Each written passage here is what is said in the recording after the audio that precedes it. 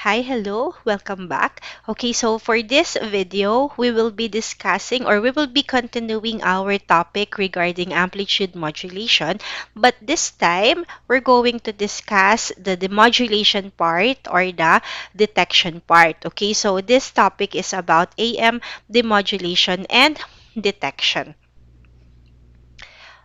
Okay, so this to start with, what is demodulation or detection? Okay, so um, another term for demodulation is detection. Okay, so this is the process of recovering the audio frequency. So your audio frequency is your information signal, okay, from the modulated carrier wave. So the modulated carrier wave, just a review, just a simple background, the modulated carrier wave is already within the envelope, and it consists of the carrier frequency together with the side frequencies. Okay, so the radio frequencies, the RF modulated waves, which are radiated from the transmitter antenna after traveling through space, strike the receiving areas or the receiver antenna. Okay, so they include a very weak um, radio frequency currents and voltages in them. Okay, so those high frequency currents, when you try to pass them through your directly, so when you pass when those are RF currents and voltages, when you try, okay, so since they are made up of higher frequencies because they are radio frequencies, trying to pass them through your headphones or your loudspeakers directly, they produce no effect on them. Okay, why? Because all such sound producing devices, such as your headphones, your headsets, your loudspeakers, are unable to respond to such high frequencies due to the large inertia in their vibrating disk. Usually, the frequencies, the operating frequencies of those devices are in hearing range only. Okay, so the human hearing range only. Okay, neither will such RF currents will produce an effect on the human ear. Why? Because the human ear, their frequencies are much beyond what we call the audible frequencies. No, so what are those audible frequencies? So audible frequencies are from 20 to 20 kilohertz also, and these RF modulated waves are of a very very high frequency. That's why they can travel through the free space. Okay, so that is the reason why there is a necessity to demodulate them. Okay, so we have to demodulate the waveform first in order that the sound producing devices, okay, which are your headphones or your loudspeakers devices, may be actuated by the audio frequency current similar to that used for the modulating carrier wave at the broadcasting station.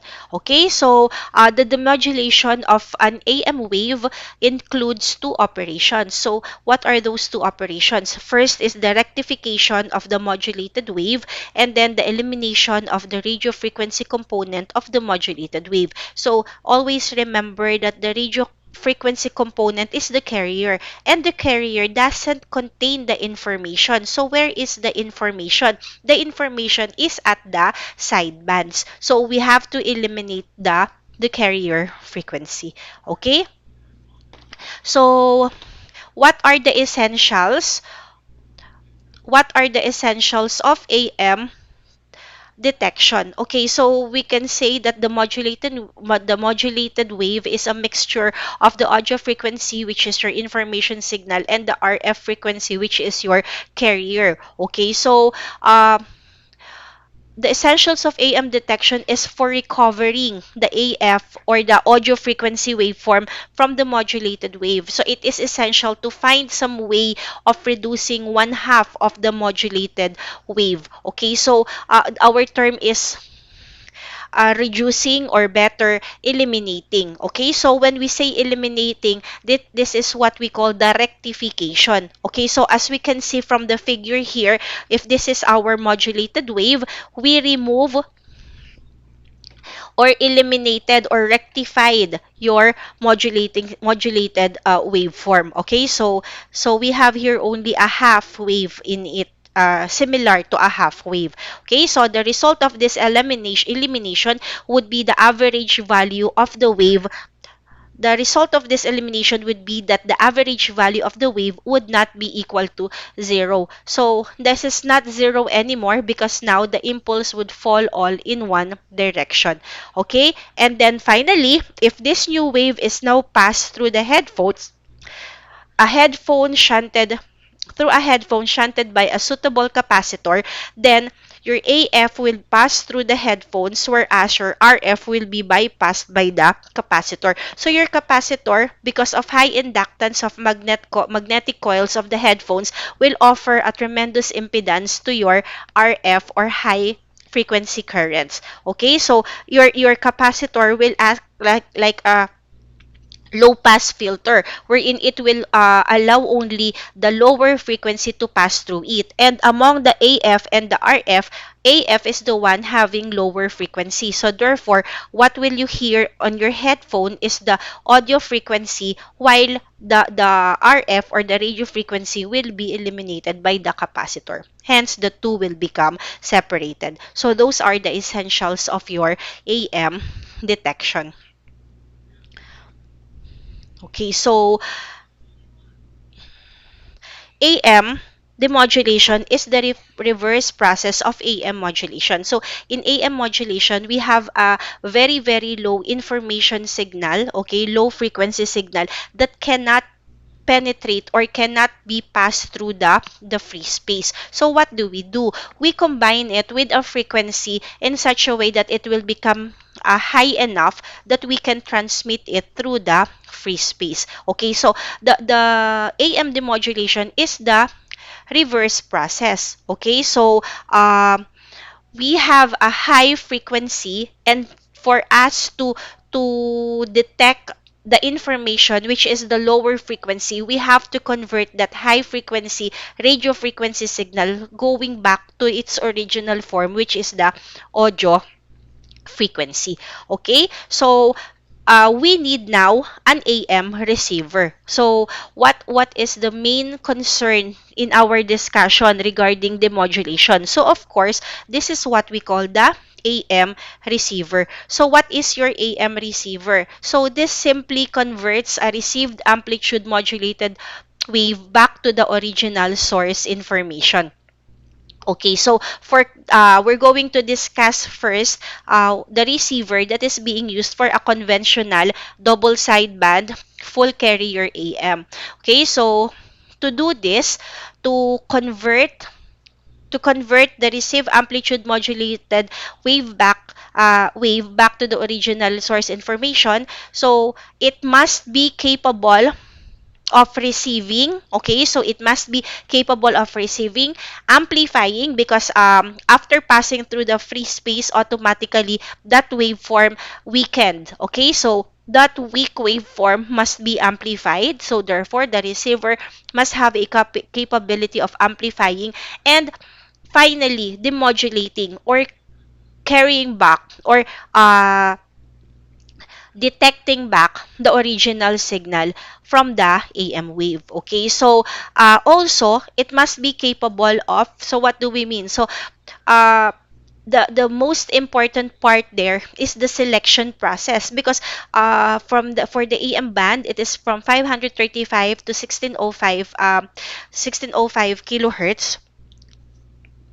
It is very, very wide, so we only need to receive a specific band, okay, or a specific information. So it must be, the important part here is the selection process. How is your receiver going to select a certain band wherein you wanted to hear that information? Okay, so the selection process must be capable of band limiting the total RF spectrum to a specific desired band of frequency.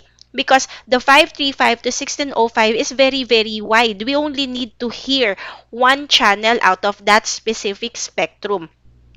So that is what we call as we're going to tune the receiver. You're going to tune in to a specific, you're going to select, you're going to tune in to a specific desired band of frequencies. Okay, so we have here the simplified.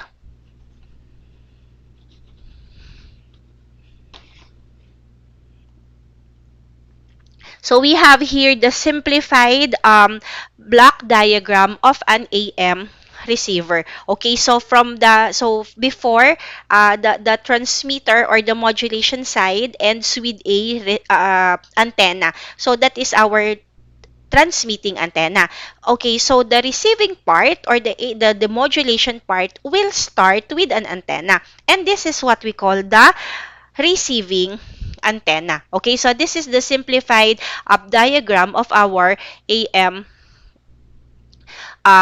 receiver. Okay, so to further understand the demodulation process, we can divide. Okay, so we can divide this into different sections. So our first section is the RF section. So the RF section is the first stage of your receiver. So this is very, very important. So the purpose of your RF section is detecting. Okay, so it must have a capability to detect band limit. Okay, so what specific band out of those AM spectrum, out of that specific AM spectrum that we wanted to listen to, okay, and amplifying the received RF signals, because for sure that RF signal is very, very weak. So upon entering the antenna, so that we can get a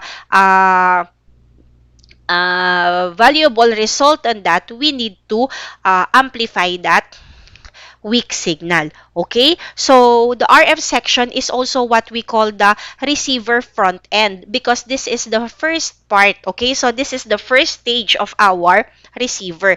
Okay? So the second part is the mixer and converter section. So in the mixer and converter section, this down converts. Okay? So this down converts your received RF frequency to a certain smaller, or what you call this, lower frequency. So we will be calling that lower frequency as the intermediate frequency. So we will not directly down convert it from the RF going back to the low frequency, which is your audio frequency. So there is middle frequency that we have to convert it to first. So we call that the intermediate frequency. So your intermediate frequency is a frequency that somewhat falls between the value of your RF or your radio frequency and your information frequency. So it is in between the RF and the information frequency. Okay? And then we have the IF section. So the mixer and the converter section will be followed by the IF section. Wherein in the IF section, there is also selectivity. So we have to select the proper intermediate frequency. And of course, still amplification. Okay. And then lastly, we have the audio section or the audio detector. Okay, so the audio detector demodulates. So this is where the demodulation comes into place. So this demodulates the AM wave and converts it to the original information. So again, there is a conversion of frequency here from intermediate frequency going down. Okay, so lowering it down to the required audio frequency. Okay, so also in the audio section, we are amplifying our recovered information. Okay, so we have here the receiver parameters. Okay, so in order for us to know or to evaluate. Okay, so in order for us to evaluate the ability of the receiver to successfully demodulate a radio signal, we will be needing the different AM receiver parameters. Okay, so out of the several AM receiver parameters that we are going to discuss, the two important parameter is the selectivity and the sensitivity. So it depends on the selectivity and the sensitivity of the receiver whether it can demodulate an information signal that we desire. Okay, so first the receiver must limit its bandwidth to 10 kilohertz. So why 10 kilohertz? Okay, 10 kilohertz because this is the required bandwidth for an AM station. Okay, so selectivity is the measure of the ability of the receiver to accept a given band of frequencies while rejecting all others.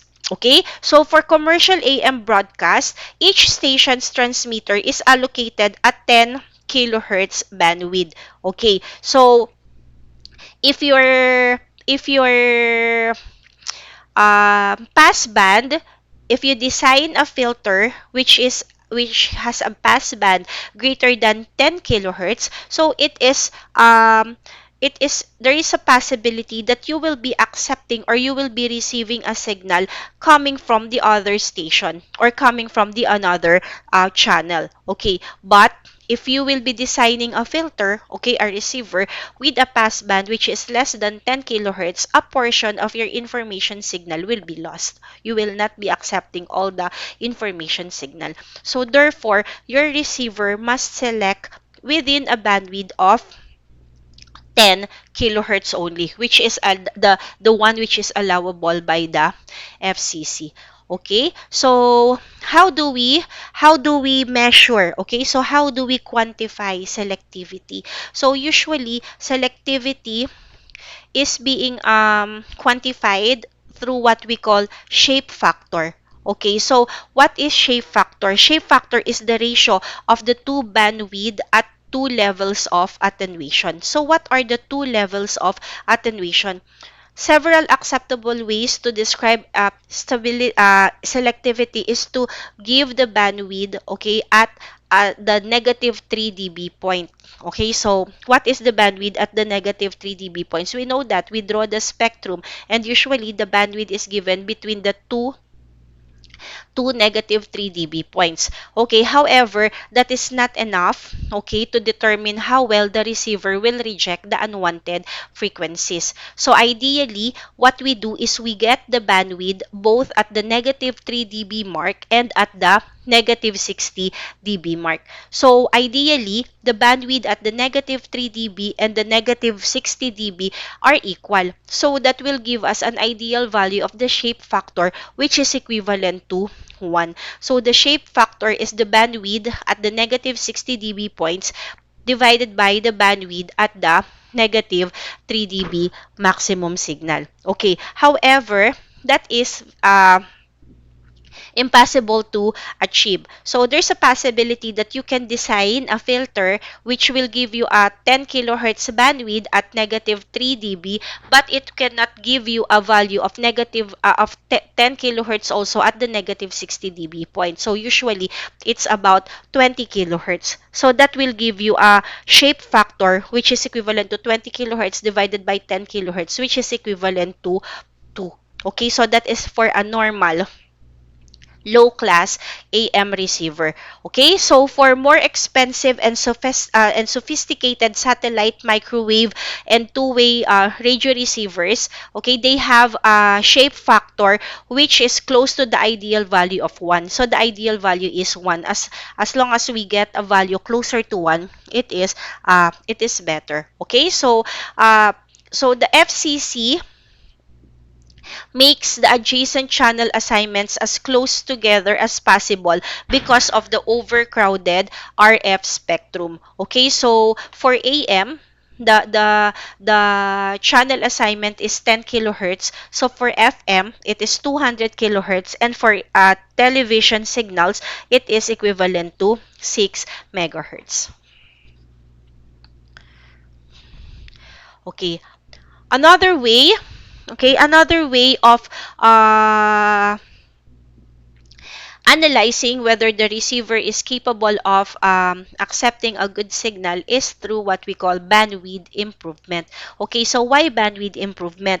Thermal noise. Okay, so we have discussed thermal noise before.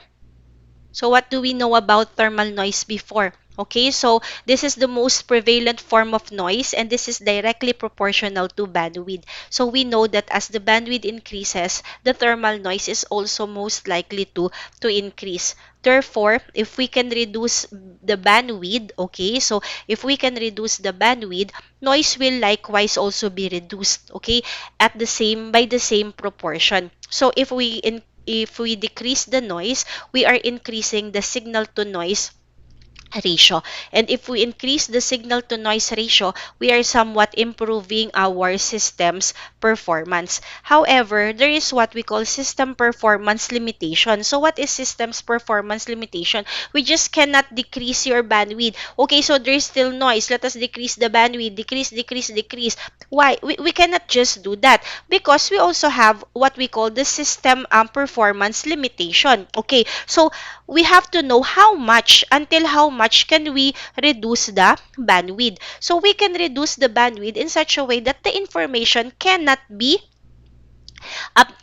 degrade, okay, cannot be degraded, because if we reduce the bandwidth, the information is also directly proportional to the bandwidth. So we might decrease the bandwidth because we wanted to decrease the noise, but we do not know that the information was also being decreased. So we cannot let the information suffer because we wanted to decrease the noise. Okay, so what do we do is the circuit bandwidth must exceed the bandwidth of the information. Okay, so that we do not degrade the system's performance. Okay, so as the signal propagates from the antenna to the RF section to the mixer converter section to the IF section, we reduce the bandwidth. Okay, so the highest bandwidth is at the RF section, then we reduce it at the mixer, and then we reduce it via as we go along to the audio frequency signal stage. Okay, so when we reduce the bandwidth, we are also reducing the noise. Okay, theoretically, we have a problem.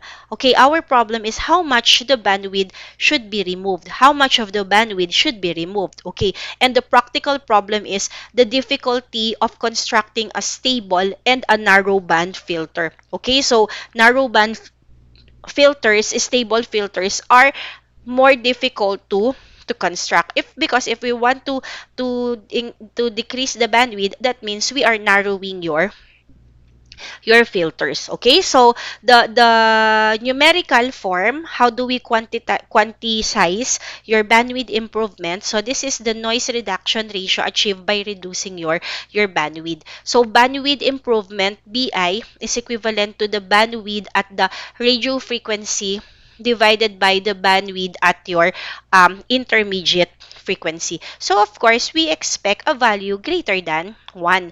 Okay? Because we expect that the bandwidth is already lesser than at the intermediate frequency compared with the bandwidth at the radio frequency. So, the ideal value here is always greater than 1. Okay, furthermore, we can also express our bandwidth improvement in terms of noise figure improvement. Okay, so the noise figure improvement is the corresponding reduction in the noise figure due to the reduction in the bandwidth. Okay, and this is in terms of decibels. Okay, so bandwidth improvement is unitless because hertz divided by hertz, hertz will be cancelled out. But when we wanted to express this in decibel, we already call this as the noise figure improvement. Okay, because we say that when we improve the bandwidth, when we lessen the bandwidth, we also lessen the noise. So the noise figure improvement is given by 10 logarithm of the bandwidth improvement. Okay?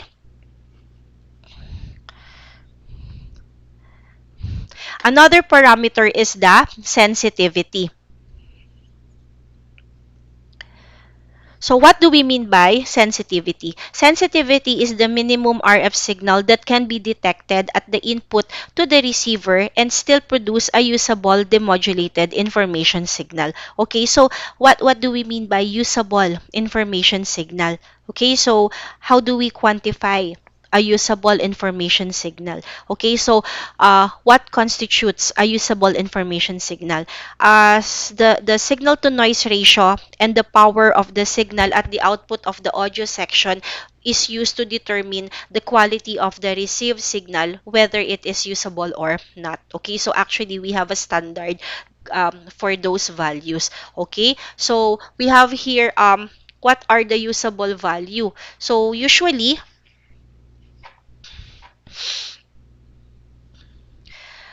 10 dB, okay, 10 dB or more signal to noise ratio with a 1/2 watt or 27 dBm is the acceptable or the usable information signal for a commercial AM broadcast band receivers.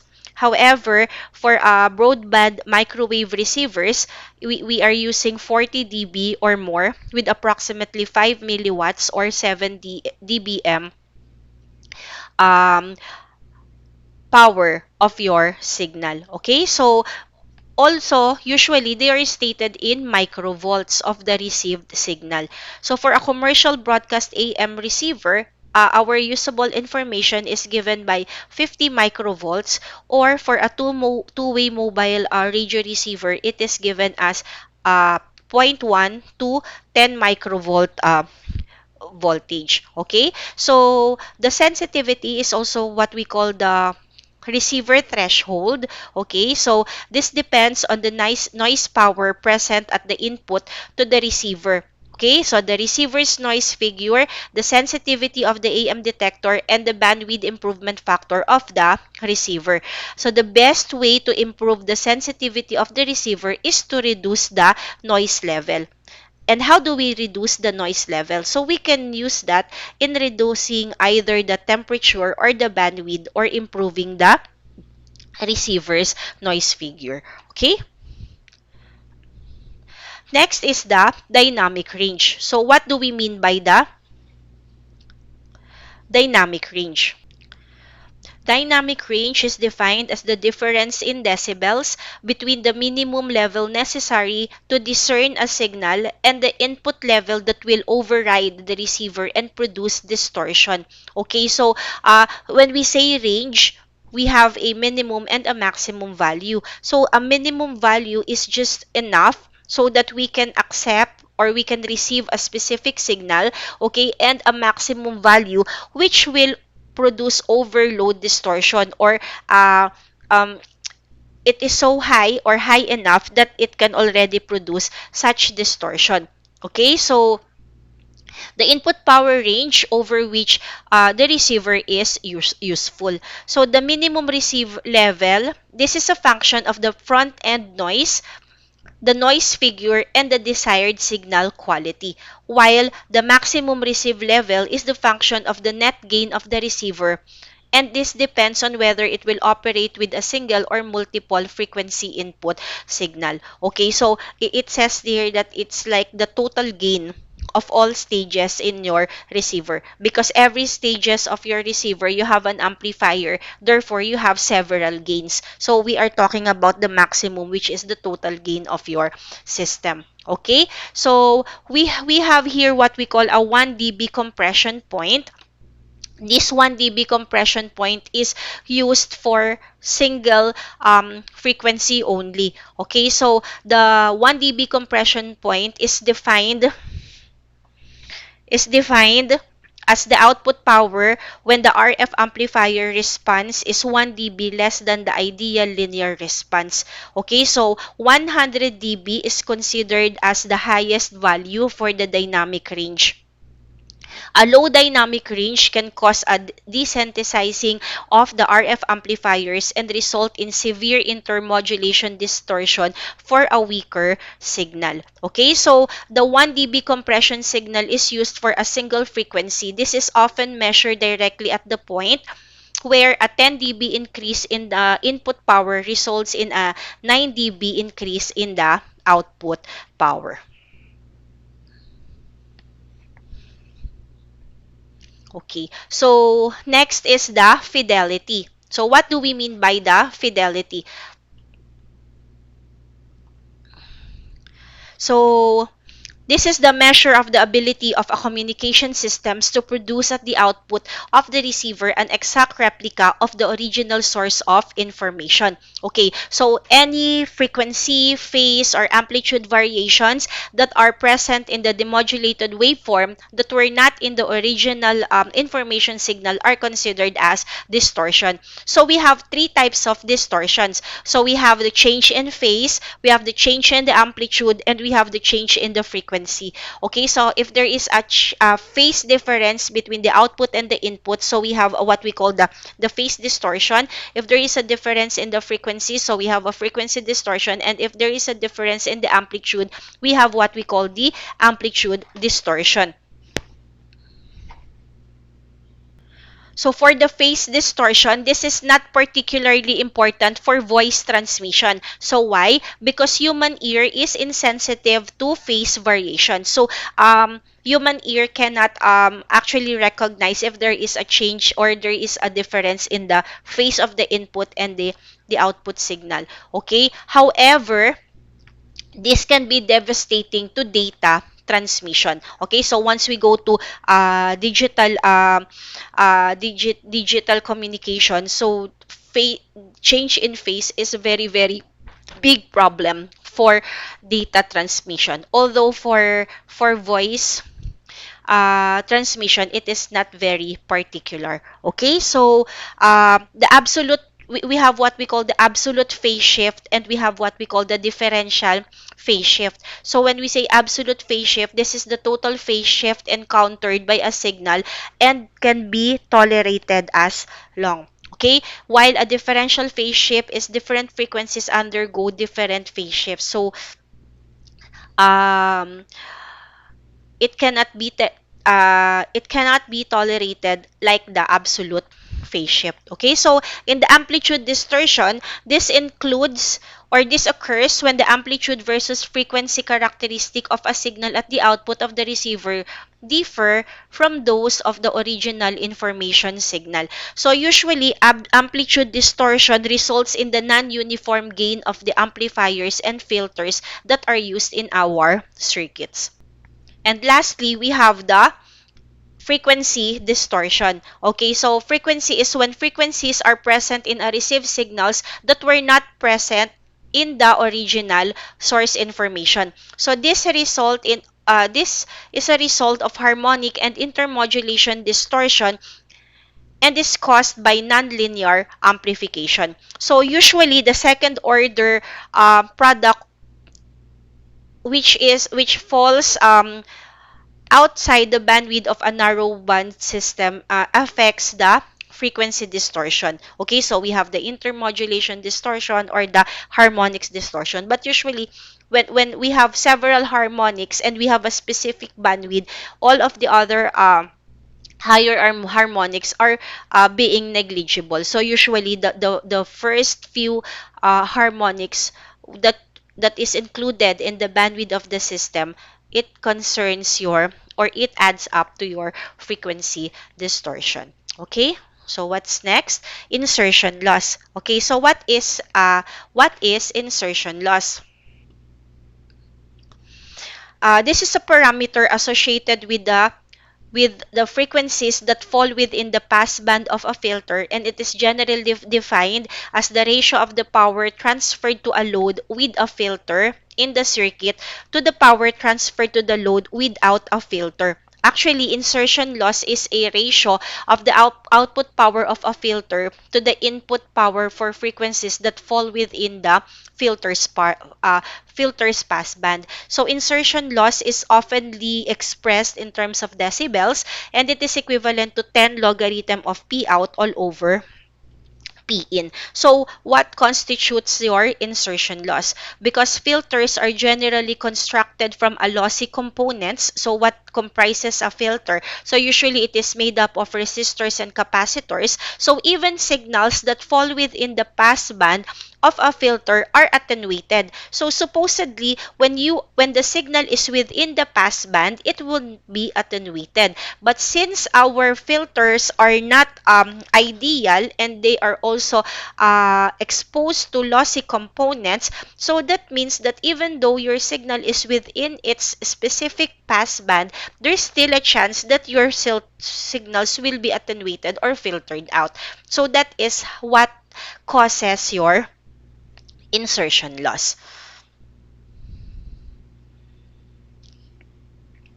Next is your noise temperature and equivalent noise temperature. Okay, so because thermal noise is directly proportional to temperature, it stands to reason that noise can be expressed in degrees as well as in watts or voltage. Okay, so your noise temperature and equivalent temperature can also be expressed in terms of Kelvin. Now, the equivalent noise temperature, we have already discussed this in our first topics regarding noise, different types of noise. So your equivalent noise temperature or TE is a hypothetical value. So what do we mean by hypothetical value? It cannot be directly measured. Okay, so this is a parameter that is often used in low noise, sophisticated radio receivers rather than noise figure. Okay, so this is an indication of the reduction in the signal to noise ratio as the signal propagates through your receiver. So the lower the equivalent noise temperature, the better quality of your noise receiver. So usually for cool receivers, it is around 20 degrees Kelvin, but for noisy receivers, it is around 100 degrees Kelvin.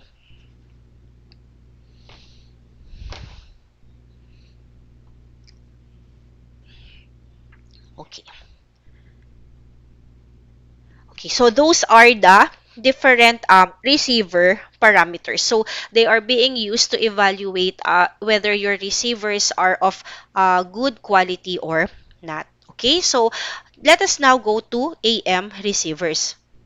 So AM receivers can be classified into two things, okay? So we have what we call the coherent or the synchronous receiver, and we also have the non-coherent or the asynchronous receiver. Okay, so from the term itself, coherent or synchronous, this is the frequencies generated in the receiver and used for demodulation are synchronized to oscillator frequencies generated in the transmitter. Okay, so synchronized, so they are coherent. So non-coherent or asynchronous, okay, this is either no frequencies are generated in the receiver or the frequencies used for demodulation are completely independent from the transmitter's carrier frequency. So non-coherent or asynchronous receiver are also called envelope detection. Okay? So for coherent, the receiver must have some means of recovering the received signal and synchronizing to it. So for envelope detection, because the information is recovered from the received waveform by detecting the shape of the modulated envelope. So in this discussion, we will first discuss the non-coherent or the asynchronous type of receivers. So the synchronous or the coherent are usually used for other types of AM. But for the double sideband full carrier or what we call conventional AM, we usually make use of the non-coherent or asynchronous receiver. Okay, so synchronous receivers will be discussed when we discuss the other types of AM.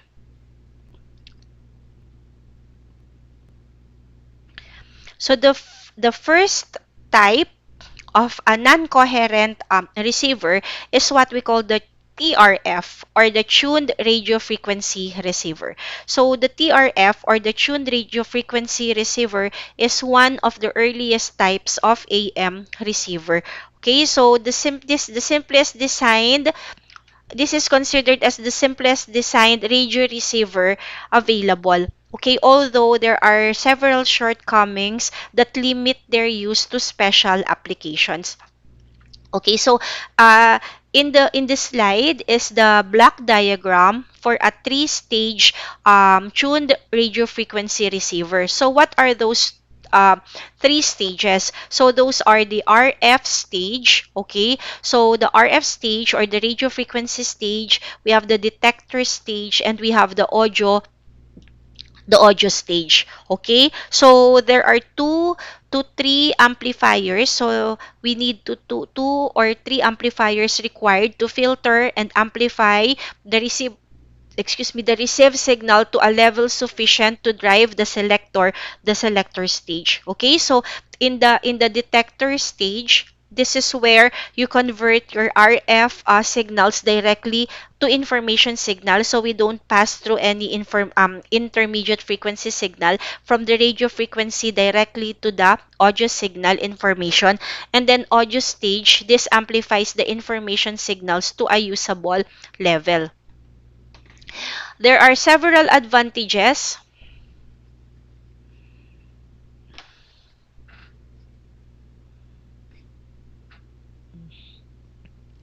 Okay, so TRF receivers, they are simple and have relatively high um, sensitivity. So the advantages for our tuned radio frequency receivers are simple in design and have relatively high sensitivity.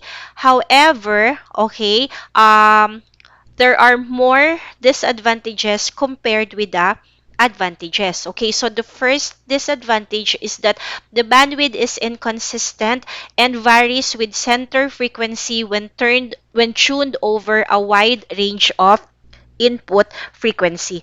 So this is caused by the phenomenon called the skin effect. Okay, so previously from our previous videos, we have already discussed what is skin effect. Okay, so at a certain frequency, the resistance, okay, so the current flow is limited at the outermost area of a conductor. Okay, thus at high frequency there is a smaller and effect the smaller effective area and the greater the resistance, so we call that as the skin effect. So that means, class, that if you're going to discuss the quality factor, so what is your quality factor? Quality factor is your XL, or the inductive reactance divided by R.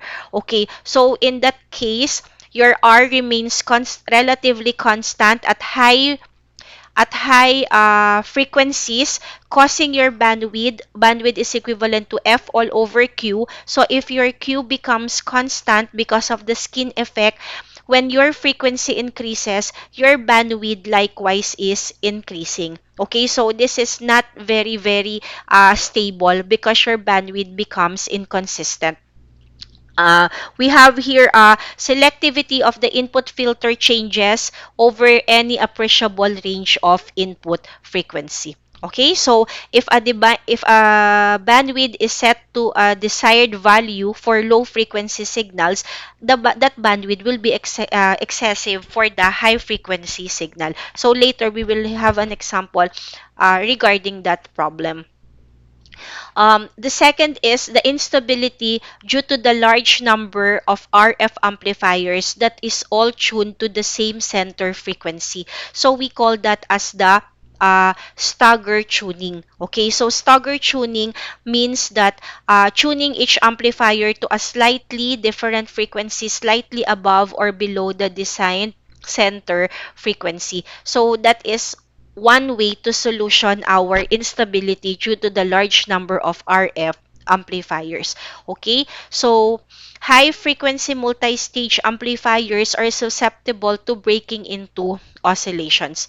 Okay, so with the third is their gains are not uniform over a very wide frequency range because of the non-uniform LC ratios of the transformer coupled tank circuits in the RF amplifiers. So those are the different disadvantages for a tuned radio frequency receiver. So, but with the development of the superheterodyne receiver, the tuned radio frequencies are seldom used except for special purpose single station receivers. So we have here an example. Okay, so for an AM commercial broadcast band receiver, so that is in a range of 535 kilohertz to 1605 kilohertz with an input filter Q factor of 54, so it is already designed having a Q factor equivalent to 54, we are to determine the bandwidth at the low and high ends of the RF spectrum. So how are we going to do that? Okay, so for an AM commercial broadcast band receiver 535 to 1605 kilohertz with an input filter Q factor of 54, so it was already designed, determine the bandwidth at low and high ends of the RF spectrum. So how do we compute for that? Okay, so at the low frequency end, so at the low frequency end of the AM spectrum, since it is 535, so the carrier frequency is set at 540. So this is 535 to 545, having the carrier equivalent to 540. So the bandwidth is equivalent to F all over Q, which is 540 kilohertz for the low frequency end, divided by our Q factor, which is 54. So that will give us 10 kilohertz bandwidth, which is allowable. This is okay. Why? Because for AM, each station really has a bandwidth of 10 kilohertz. However, at the high end, at the high frequency end of the AM spectrum, this is equivalent to F all over Q. So at the high end, so this is 1605. So therefore, this station has a value between 1595 to 1605, giving us a carrier value of 1600 kilohertz or 1600 kilohertz. Okay, so divided by the Q factor, which is 54. So that will give us a value equivalent to 29,630 hertz. That is approximately equal to 30 kilohertz. And this is very, very large for a bandwidth. This can already occupy 3 channels because each channel is just 10 kilohertz. So you are not just tuning in to a certain channel, but you are also tuning into different channels. So the selectivity of your receiver is very, very poor. So how do we improve this? So we can improve this by changing the quality factor. So changing the value of your XL or your inductance. Okay, so for example, we change the value of your Q to 160. So if we change the value of your Q to 160, that will give you F all over 160. So this is equivalent to 1600 kilohertz divided by 160. So this is equivalent to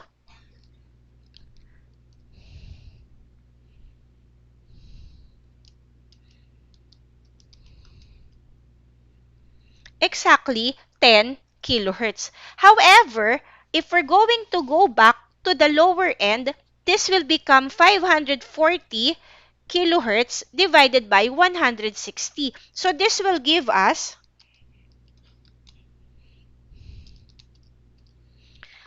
3.5 kilohertz. And what do we mean by this 3.5 kilohertz? This is already lesser than the equivalent bandwidth. So most of your information has already been lost. So therefore, really, this is not a good design for wide frequency range because you can satisfy those stations at the lower frequency range and yet you cannot satisfy the stations for the higher frequency range, vice versa. So therefore, we are no longer using the this type of non-coherent receiver. So this give way to a better type of receiver. And what is that?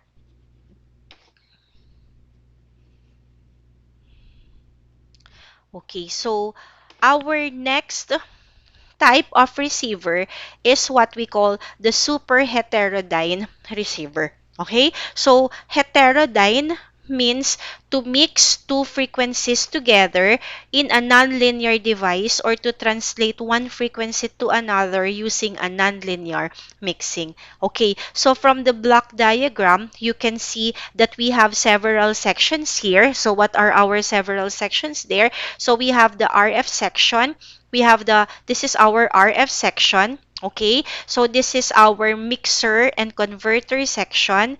So this is our IF section. We have the audio detector section and we have the audio amplifier section. Okay, so the non-uniform selectivity of the TRF or the tuned radio frequency receiver led to the development of the superheterodyne receiver near the end of World War One. Okay, so the quality of the superheterodyne receiver has improved greatly since its original design, but its basic configuration has not changed much, and it is still used today for a variety of radio communication services. Okay, so what do we mean by receiver ba? So in layman's term, yun yung mga radyo ninyo sa bahay, 'di ba? Kasi yun doon kayo nakikinig ng mga AM ninyo.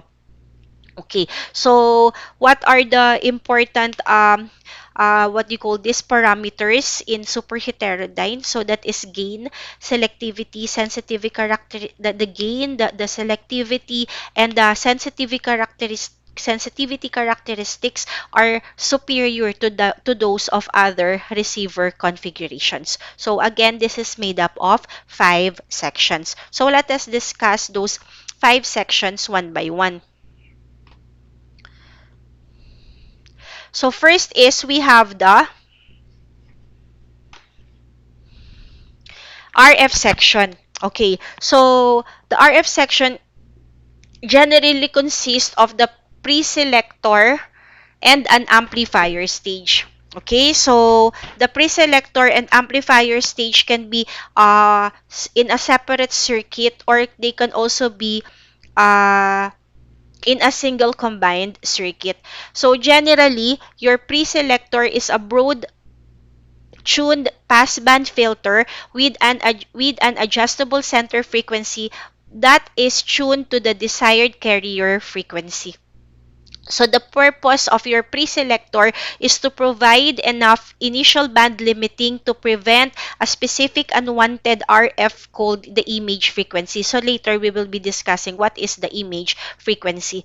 And also the preselector also reduces the noise bandwidth of the receiver and provides the initial step toward reducing the overall receiver bandwidth to the minimum bandwidth required to pass the information signals. Okay? So the RF amplifier determines the sensitivity of the receiver, how small the signal can be received by your super heterodyne receiver, how weak signals, even though the signals are very, very weak, can they still be received by your super heterodyne receiver that is being provided by your RF amplifier. Okay? So your RF amplifier determines the sensitivity of the receiver. So this is also the primary contributor of noise, and therefore a predominant factor in determining the noise figure for the receiver. Okay? So the greater the gain of your RF amplifier, the better the sensitivity. So what are the RF amplifier sets the signal threshold. But since it is the first active device encountered by the received signal, it can also be the big contributor of our noise. So some super heterodyne receiver has one or more RF amplifiers, but some super heterodyne receivers, they do not have any RF amplifiers. So it depends on the desired sensitivity of your system. However, placing an RF amplifier has several advantages. So what are those several advantages? So greater the gain, thus better sensitivity, improve image frequency rejection, so better signal to noise ratio, and better selectivity. Okay, although it can also contribute to the noise. Okay, following the RF section is the mixer converter section. So, in the mixer converter section, this includes an RF oscillator stage and a mixer converter stage. Okay, so the RF oscillator stage is also what we call the local oscillator. Okay, so this is also commonly called as the first detector. So the local oscillator can be any type of oscillator circuits that we have already discussed in our previous discussion, depending on the stability and the accuracy desired. Okay, so for the mixer stage, This is a nonlinear device and its purpose is to convert RF to IF. So the heterodyning takes place and RF are down converted to IF. So IF is your intermediate frequency.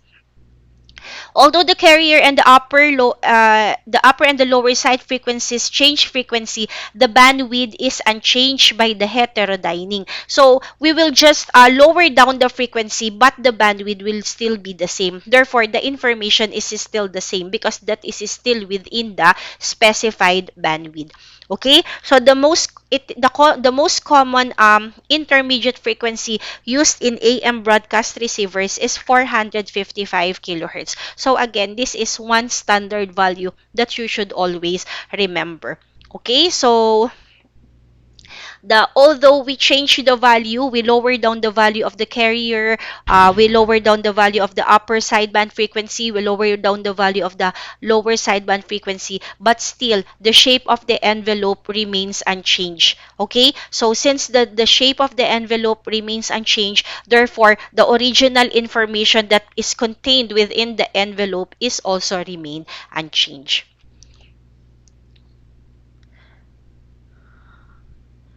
So the next is the IF section. So the IF section is consist of series of IF amplifiers and bandpass filters, and it is often called IF strip.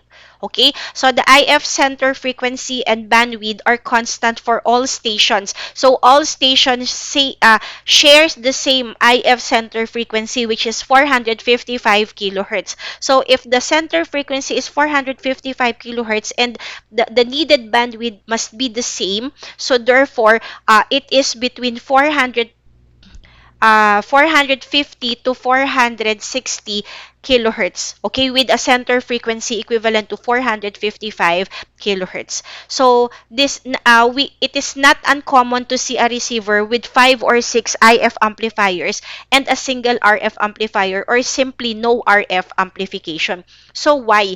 Because most of the receiver and receiver gain and selectivity is achieved in this section. Always remember that IF is always lower than RF, okay? And since it is lower than IF, it is easier and less expensive to construct high gain stable amplifier for low frequency signals compared for high frequency signals. So low frequency IF amplifiers are less likely to oscillate than their RF counterparts amplifiers. So therefore, we can have several IF amplifiers and we can have only one RF amplifier or even no RF amplifier. Although we have also discussed earlier that placing at least one RF amplifier also has disadvantages at our front end side. Okay? So the next section, okay, so what is the next section? The next section is the detector section. So the detector section is used to convert again. So we are converting again the IF signal, lowering down back to its original source information. Okay, so if the mixer converter is what we call the first detector, this detector section is our audio detector or our second detector. Okay, so this can be as simple as a single diode or as a complex PLL or phase lock loop or a balance demodulator. Okay, so we are converting your information signal back to the original information signal. So because the information signals are within the audio frequency ranges. Okay, so lastly, following the detector section, we have audio amplifier section. So audio amplifier section comprises of several cascaded audio amplifiers and one or more speakers. Okay, so the number of amplifiers used depends on the audio signal power desired. Okay, so those are the five different stages of our heterodyne receiver. Now, let us discuss the receiver operation. Okay, what happens to the signal once it is being received by our receiving antenna? So, receiver operation, we have the demodulation process. Okay, so the received signals undergo two or more frequency translations. Okay, so what are those two or more frequency translation? First is from the radio frequency translated to the intermediate frequency, and then our intermediate frequency being translated to a source information or audio frequency. Okay, IF and RF, intermediate frequency and radio frequency, these are system dependent. Okay, so we do not have a specific value for RF and IF. So this depends on the system. Okay, so this is system dependent and are often misleading because they do not necessarily indicate a specific range of frequency, unlike super high frequency range, etc. So we do not have an exact value for RF and IF. So RF and IF depends on what system we are talking about. Now, if we are talking about AM broadcast band, therefore, our RF is within 535 to 1605 kilohertz. Okay, and our intermediate frequency is 450 to 460 kilohertz.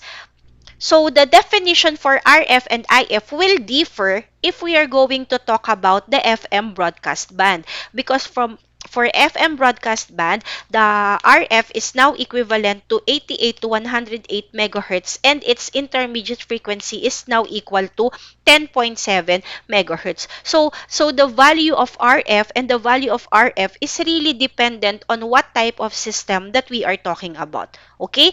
So when we define intermediate frequency now, this refer to frequencies that are used within a transmitter or receiver that fall somewhere between the radio frequencies and the original source of information frequency. So in this case, it is between the RF and the audio frequency. So somewhere between the two, there is our intermediate frequency, so that we cannot just abruptly change the lower down the frequency from RF going back immediately to the audio frequency range. So it will pass through a certain middle frequency, and we call that your intermediate frequency.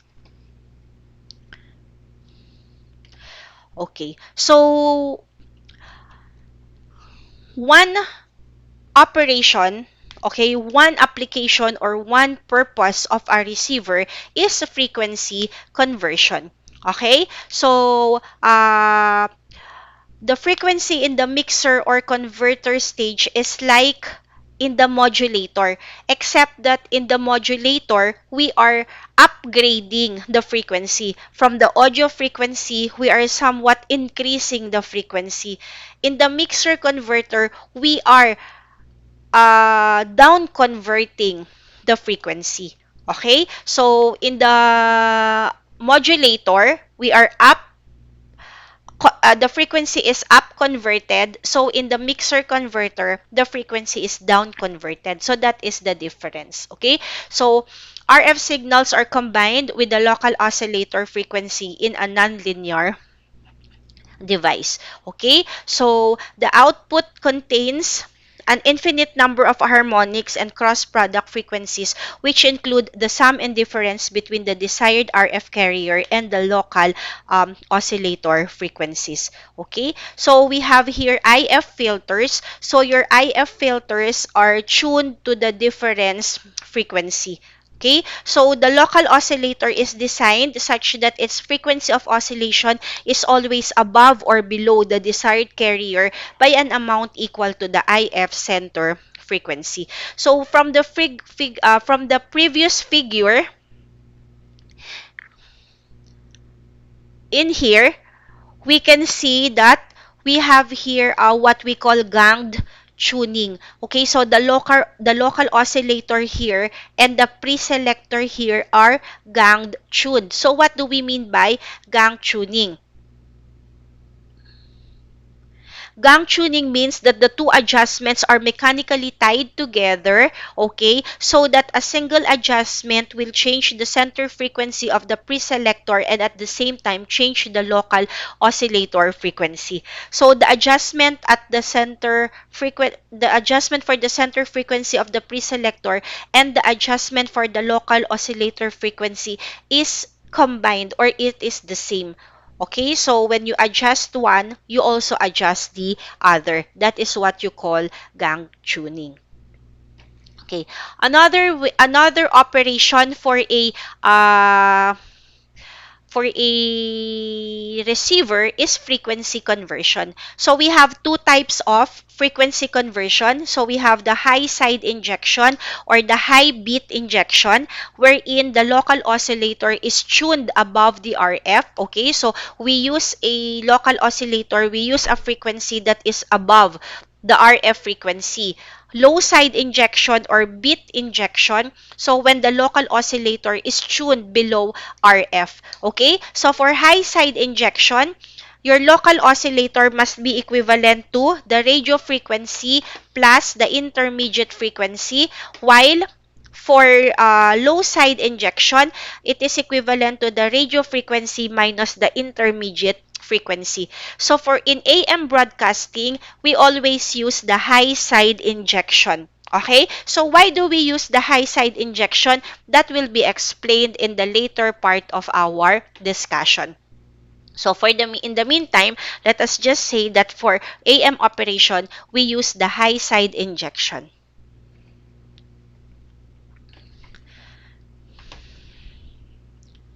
So we have here for frequency conversion, superheterodyne receiver converts from RF to IF conversion. So the input to the receiver, okay, so the input to the receiver is any of the AM broadcast channel that will occupy from 535 kilohertz to 1605 kilohertz. So entering the preselector, okay, so you can tune to center frequency of channel 2. For example, our example is channel 2.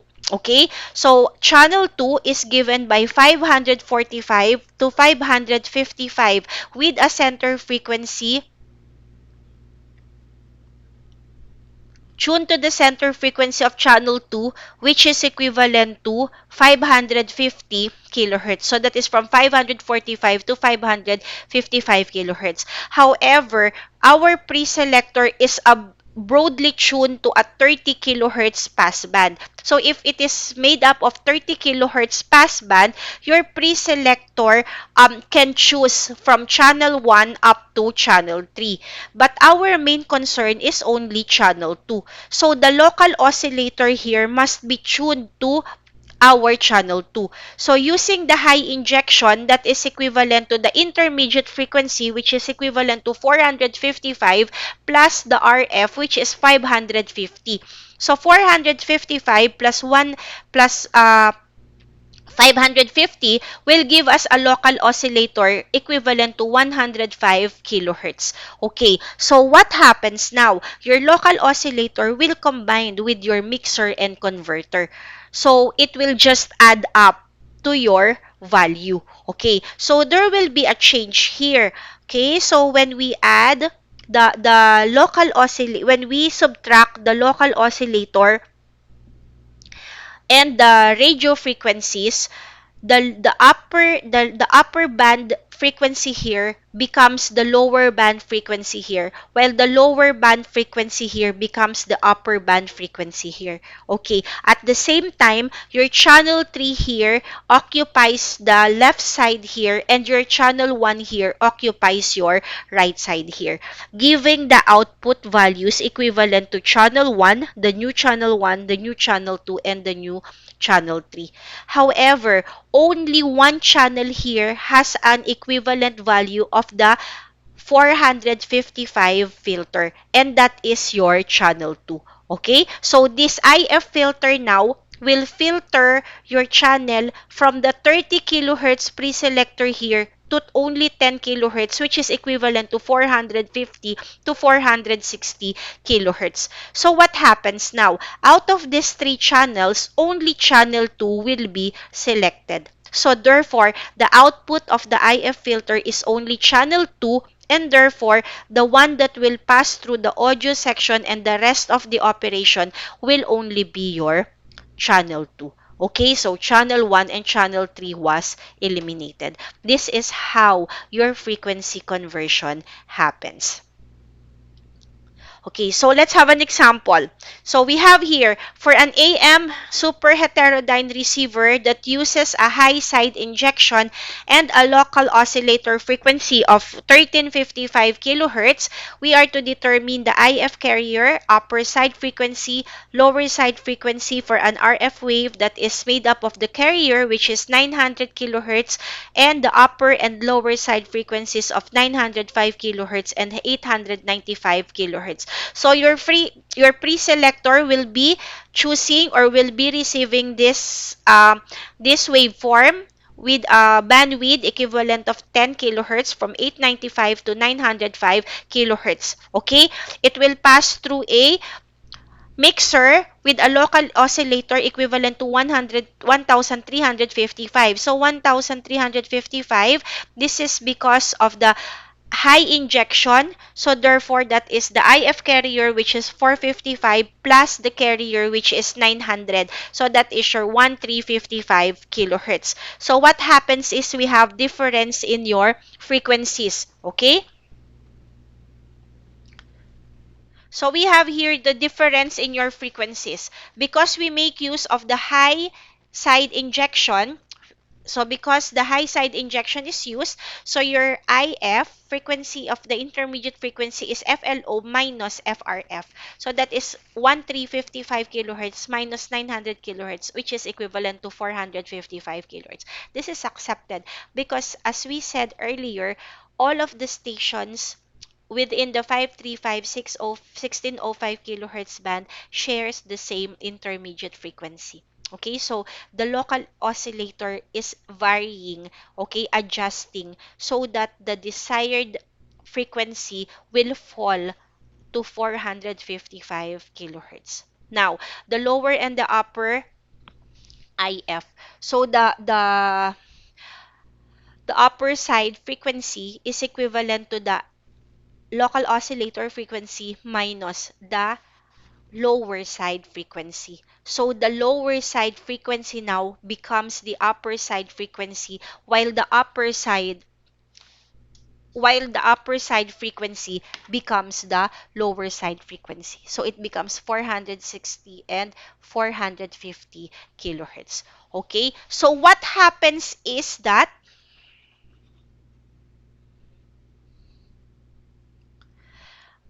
there is a sideband inversion. So what do we mean by a sideband inversion, class?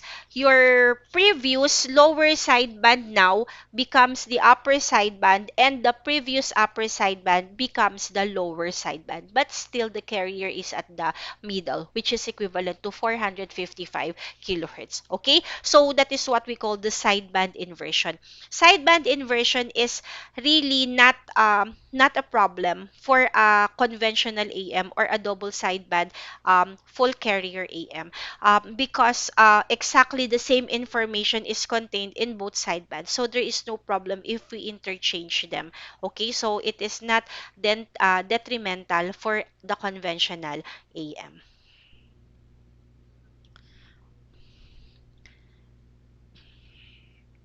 Okay, so another operation of your receiver is your local oscillator tracking. Okay, so for high side injection, so tracking means the ability of the local oscillator in a receiver to oscillate either above or below the selected RF carrier by an amount equal to the intermediate frequency throughout the entire RF band. Okay, so um, when we use high side injection, the local oscillator should track above the incoming RF. So that is the local oscillator must be equivalent to the radio frequency plus the intermediate frequency. So for low side injection, it must be the radio frequency minus the intermediate frequency. So this shows the schematic diagram for of the preselector and local oscillator tuned circuit in a broadcast AM receiver. Okay, so the broken lines there indicate that they are ganged together. Okay, so that means they are connected to a single tuning control. Excuse me. Okay, so the tune circuit in the preselector is tunable. So of course, this is preselector, so it can choose any of the value between 5 to 352 1605 kilohertz. Okay, so from 535 to 1605 kilohertz, it is tunable to 540 to 16 kilohertz only. So why not 535? Why 540? Why not 1605? Why 1600? Because we are getting the carrier frequency. Okay, so if we started with 535, that is already the low sideband frequency for the first channel. And if we write here 1605, that is already the upper sideband for the last channel. So we are only considering the carrier frequency. That's why it is 540 to 1600 kilohertz, giving us a ratio of 2.96 is to 1. For the local oscillator, this is tunable to 995 to 2055 kilohertz. So this is 995, that is 540 plus 455, and this is 2055 because this is 1600 plus 455. So from 995 to 1605 to 2055 kilohertz, that will give us a ratio of 2.06 is to 1. Okay, now, because the resonant frequency of a tuned circuit is inversely proportional to the square root of the capacitance, of course, the capacitance here is the one which is variable, the capacitance of the preselector must change by a factor of 8.8, okay, so that since it is inversely proportional to the square root. So 8.8 square root, so that will give you 2.96, while it is 4.26 for the local oscillator. So 4.26, get the square root of that. That is equivalent to 2.06. Okay? So the local oscillator should oscillate 455 kilohertz above the preselector center frequency over the entire AM frequency band, and there should be a single tuning control.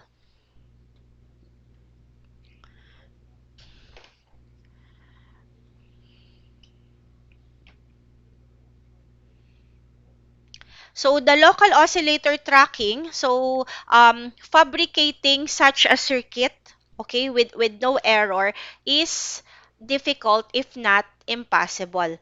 Okay, so perfect tracking over the entire AM band is unlikely to occur. Okay, so the error, since there is no such thing as a perfect system, so we call that error as the tracking error. So the tracking error is the difference between the actual local oscillator frequency and the desired frequency. Okay, so that is not uniform over the entire RF spectrum, but the acceptable tracking error of plus or minus 3 kilohertz is about the best that can be expected from a domestic AM broadcast receiver with a 455 kilohertz IF. Okay, so what do you mean by that? So for 455, we can expect a value of 452 up to 458 kilohertz for the intermediate frequency. So that is plus and minus 3 to our intermediate frequency, which is equivalent to 455. Okay, so we have here typical tracking curve. So this is a figure of a typical tracking curve.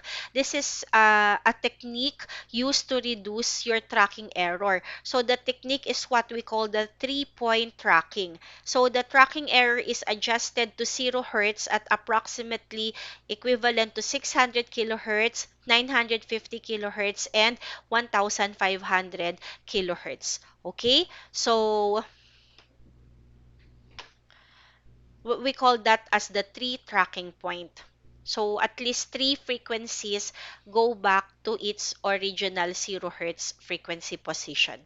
Okay, so what is the reason why we make use of the high side injection as instead of the low side injection for AM? Okay, so for low side injection, the local oscillator will be tunable to 85 kilohertz to 1145 kilohertz. So that means RF 540 minus 455 and 1600s minus 455. So this would be the value of the local oscillator. And this will give you a ratio equivalent to 13.5. Now, given this ratio, the capacitance must change by a factor of 182. Okay, so the standard variable capacitors seldom tune more over than 10 is to 1 range. Therefore, if the low side injections will be needing a capacitance variable of 182, it is not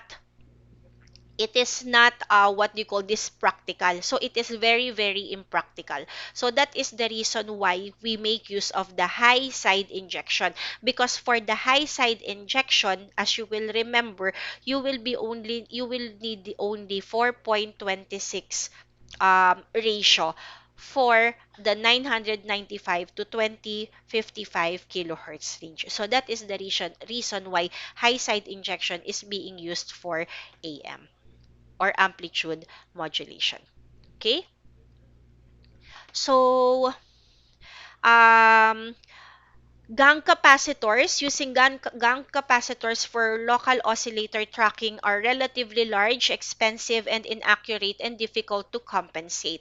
Therefore, we have a new way, okay? An alternative. Instead of using mechanically connected preselectors and local oscillator channels, we make use of a solid-state electronically tuned circuits. They are smaller, okay, less expensive, more accurate, relatively immune to environmental changes, more easily compensated, and more easily adapted to digital remote control and push button tuning rather than their mechanical counterparts. Okay, so this is the block diagram wherein we make use of electronic tuning, and instead of using the gang mechanical connection for the pre-selectors and for the local oscillators, we make use of a solid state variable capacitance diodes, or what we call the varactor diodes. Okay, so what affects the difference in the capacitance are the tuning in of the voltage source from -1 to -volts DC. So upon changing the voltages, there will be a change from the pre-selector and from the local oscillator. So this is more adapted to digital remote control or push button tuning. Okay, like what you can see in the new designs for a AM receiver, like in the cars, for example, unlike the mechanical wherein you are tuning using the rotary dial. So you are locating using the rotary dial. So now it's push button wherein you can select the channels or the frequency that you wanted to listen to. Okay? So another receiver operation is the image frequency. Okay, so image frequency, this is one important aspect in the front end side or in the RF receiver side. Okay, so we wanted an RF amplifier to eliminate or at least lessen what we call the image frequency. Okay, so what is the image frequency? This is any frequency other than the selected radio frequency carrier that, if allowed to enter a receiver and mix with the local oscillator, will produce a cross product frequency that is equal to the IF. And if we produce a frequency that is equal to the IF, the system now uh will it will be very difficult to the system to select whether it is a valid station because it has the same IF, and the reference of that is the value of your IF. So this is equivalent to a second radio frequency that will produce an IF that will interfere with the IF from the desired radio frequency. Okay? So if the selected RF carrier and its image frequency enter a receiver at the same time, they both mix with the local oscillator frequency and produce difference frequencies that are equal to the intermediate frequency. So the radio frequency that is located in the intermediate frequency above the local oscillator. So once an image frequency has been mixed down to IF, we can no longer filter it out or suppress it. Okay? So consequently, two different stations are received and demodulated simultaneously, producing two sets of information frequencies. So for a radio frequency to produce a cross product equal to IF, it must be displayed from the local oscillator frequency by a value of IF. So this is the representation and mathematical This is the mathematical representation and graphical representation of your image frequency. So this is mathematically for high side injection. Image frequency is equivalent to the local oscillator plus the intermediate frequency. Okay? And because the desired RF is equal to the local frequency minus the IF, looking at the figure, so we have here a relative frequency spectrum for RF, IF, local oscillator, and image frequencies for a super heterodyne receiver using high side injection. So the higher IF, okay, so where is the higher IF? The farther away in the frequency spectrum, the image frequency is from the desired RF. Therefore, higher IF is preferred, okay, for better image frequency rejection. So if you use higher IF, this is more difficult to build stable amplifiers with higher gain. So actually, this is really a trade-off when selecting IF for radio receiver between image frequency rejection or the IF gain and high IF gain and stability. Okay, so we have here at a single tuned preselector. Okay, so we have what we call the image frequency rejection ratio, or the IFRR. This is a numerical measure of the ability of a preselector to reject the image frequency. So this is the ratio of its gain at the desired RF to the gain at the image frequency. Okay, if there is more than one tuned circuit, the total IFRR is simply the product of the several ratios. So this is how you analyze frequency rejection. Okay, so to reject the image frequency, it has to be blocked prior to the mixer and converter stage. Okay, so that is the primary purpose of the RF preselector, to block the image frequency.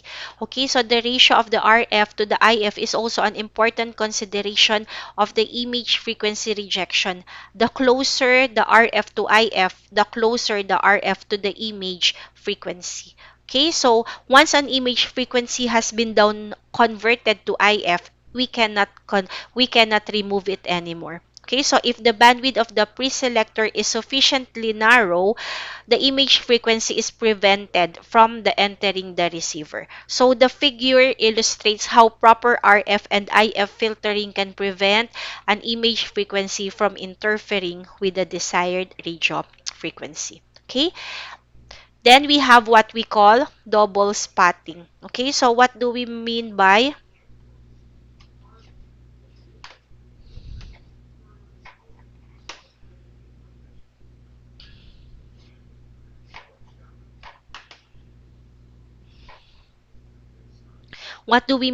double spotting? Okay, so this occurs when a receiver picks the same station at two nearby points on the receiver tuning dial. Okay, so it has something to do with the desired location. So the the station that you wanted, or the information that you wanted, is what we call the desired location, while the other is what we call the spurious point. Okay, so this is caused by poor front end selectivity or inadequate image frequency rejection. So the effect is weak stations can be overshadowed by the reception of a nearby strong station at the spurious location in the frequency spectrum.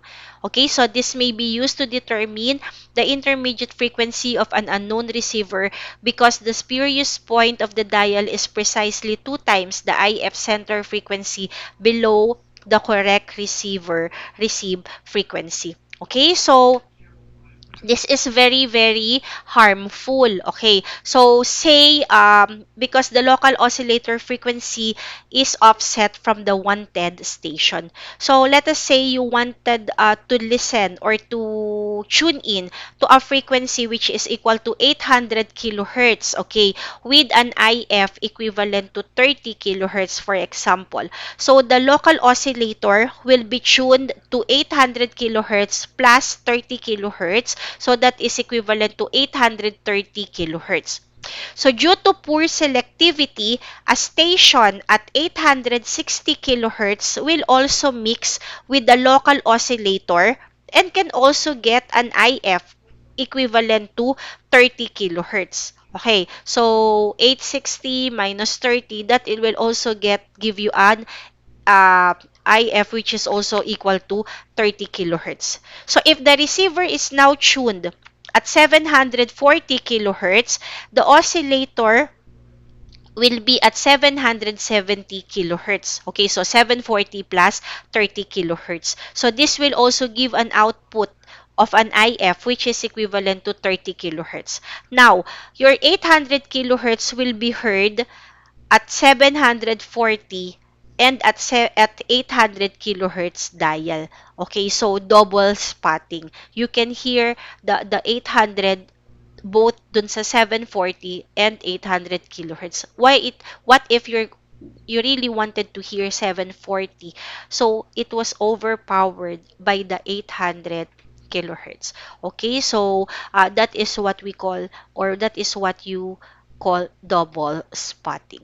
Okay, so those are the different radio operation. Okay, so for our next video, we will be discussing the circuits that are being used at the receiver end. Okay, so thank you very much for listening, and don't forget to hit the like button. Okay, and thank you, and God bless. Okay, bye.